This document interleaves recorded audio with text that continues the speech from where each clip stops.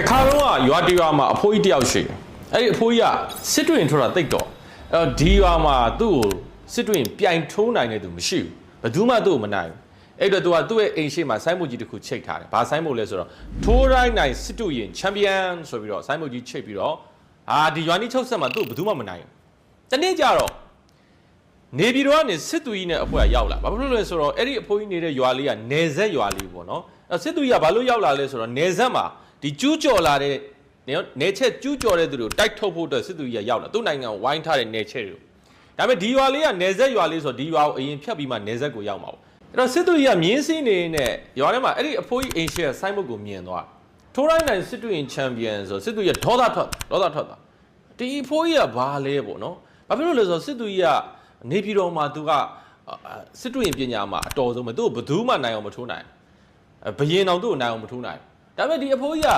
ဒီမှာထိုးတိုင်းနိုင်စစ်တူရင်ချန်ပီယံဆိုစစ်သူကြီးကဒေါသထွက်ပြီးအဲ့ဒီအဖိုးကြီးကိုဆင့်ခေါ်ခိုင်း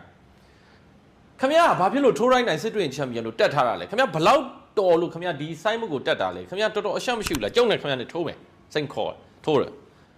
အကွက်အနေငယ်အတွင်းမှာပဲ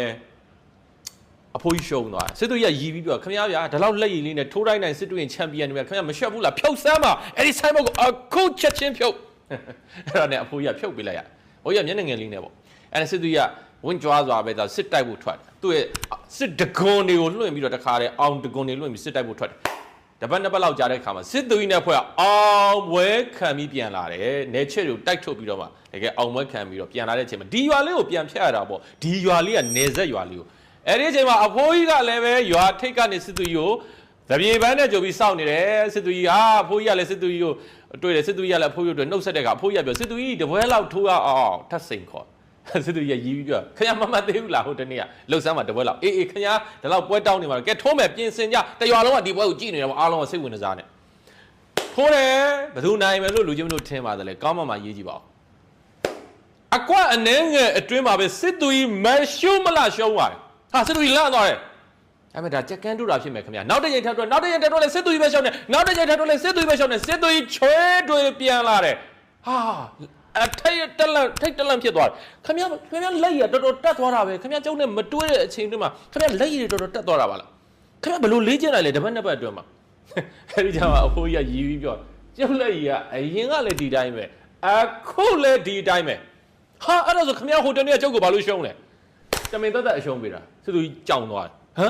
ဘာလို့တမင်သက်သက်အရှုံးပေးတာအေးအခြေအနေပေါ်မူတည်တယ်ခင်ဗျားကအဲ့ဒီနေ့ကကျုပ်တို့နိုင်ငံကိုစားပြုပြီးတော့ကျိုးကြော်လာတဲ့နေချက်တွေကိုသွားတိုက်ထုတ်မှာ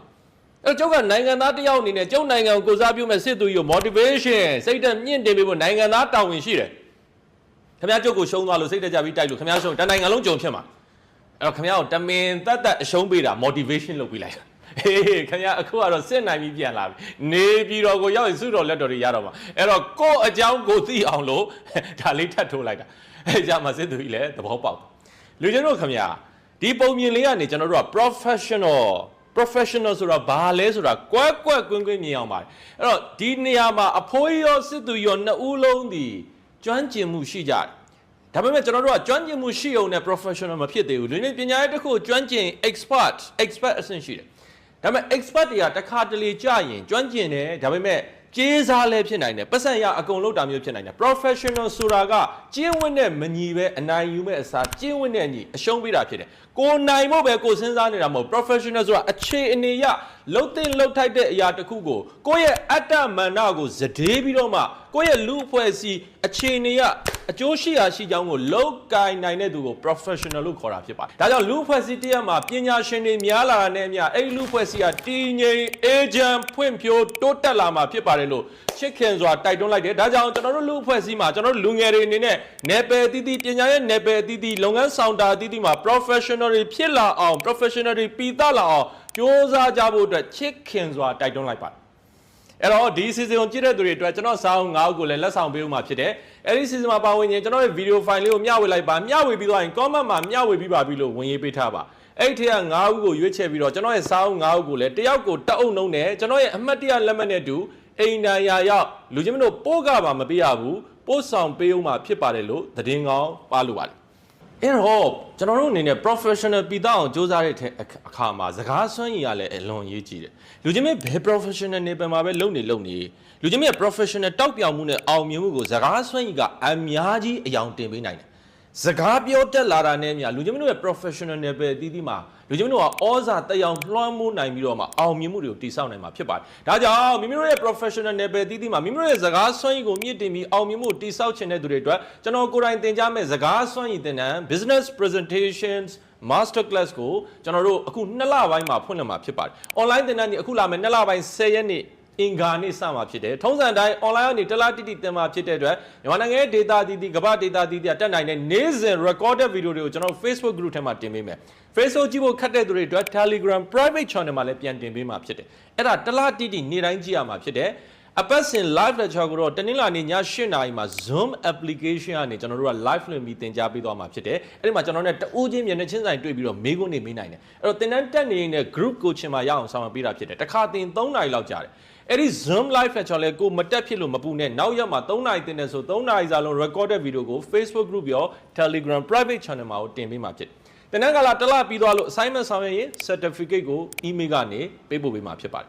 အပြင်လူတွေ့တင်တန်းကတော့2လပိုင်း14ရက်နေ့နဲ့15ရက်နေ့စနေနေ့တွေ2ရက်မှာမနက်10:00နာရီကနေညနေ6:00နာရီအထိရန်ကုန်မြို့တော်ဝင်စင်တာ3လမှာရှိတဲ့ကျွန်တော်တို့ Elmo တင်တန်းကျောင်းမှာကျွန်တော်နဲ့2ရက်အချိန်ပြည့်ရင်းနှီးချစ်ခင်စွာတွေ့ဆုံပြီးတက်ရမှာဖြစ်တယ်အပြင်လူတွေတင်တန်းသင်မဲ့နေ့ကတော့14ရက်နေ့ဒီချစ်သူများနေ့ဖြစ်တယ်အဲ့တော့ချစ်သူများနေ့မှာအချစ်တွေနဲ့ကိုယ့်ရဲ့နော်ချစ်တွေနဲ့လာပြီးတော့တင်တန်းလဲတက်နိုင်တယ်ကျွန်တော်ကအဲ့ဒီနေ့မှာအထူးအစီအစဉ်တွေနဲ့တင်တန်းသားတွေကို chocolate ကျွေးမှာဖြစ်တယ်အဲ့တော့ချစ်သူများနေ့မှာကျွန်တော်ကျွေးတဲ့ chocolate ကိုစားခြင်းရင်တင်တန်းမှာတွေ့ကြမှာအဲ့တော့ online သင်တန်းမဲ့တက်ချင်းအပြင်သင်တန်းမဲ့တက်ချင်းလူကျွန်တော်ရဲ့နာမည်ရဲ့ဖုန်းနံပါတ်ရဲ့ comment မှာမရေးနဲ့ messenger message မှာရေးထားပေးပါကျွန်တော်တို့ team ကညီတွေညီမတွေကဆက်သွယ်ပေးမယ်အခုအစီအစဉ်ကြည့်တဲ့သူတိုင်းကို online ကပထမဦးဆုံးအယောက်100အပြင်ကပထမဦးဆုံးအယောက်30ကို 10% discount ပေးထားပါတယ်လို့သတင်းကောင်းပါလို့ပါတယ်စောအပ်ထားဖို့လိုပါတယ်ကျွန်တော်တို့စီးရင်ပေးရင် Facebook ဆိုရင် LYN နဲ့လင်းတယ်နော် follower လင်းတိုင်းညနောက်မှာမြန်မာစမ်းပါတယ် follower 3.9 million ကျော်ရှိတယ် TikTok ဆိုလင်းတိုင်းညမြန်မာမီလို့ရေးထားတယ် follower 3.5 million ကျော်ရှိတယ်အဲ့ဒီ account တွေရဲ့ messenger message မှာစီးရင်ပေးပါဒီတင်တန်းဒီစကားစွမ်းရည်တင်တန်း business presentations master class ဆိုတာနဲ့ညီစကားစွမ်းရည်တွေကအယောင်းဆိုင်ရာပြောဆိုမှုတွေ sales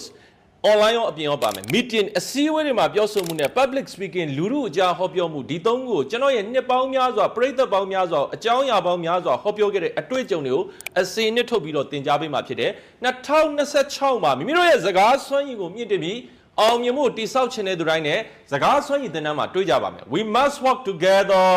we must build our nation